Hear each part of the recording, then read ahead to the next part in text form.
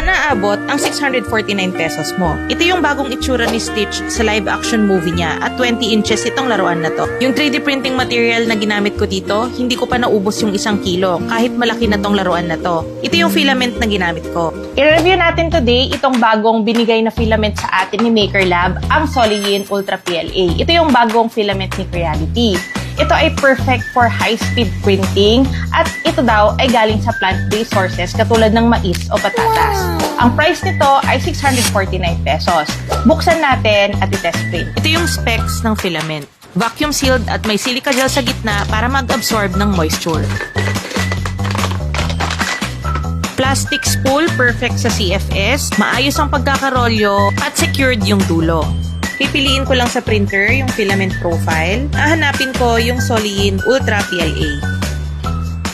Wala akong naging problema sa pagpiprint nitong si Stitch. 15 hours itong katawan lang. Yung ulo at kalahati ng tenga, 11 hours. At yung natitirang tenga, almost 5 hours. Katulad ng sinabi ko kanina, hindi pa nauubos tong filament na to. At ayan, marami pa siya. Itong sa tenga, almost 5 hours. Kaya pa tong mabawasan. Mabilis na tong 3D printer na to at may ibibilis pa. Para sa mabilis na printing, pwede mong i-consider ang filament na to.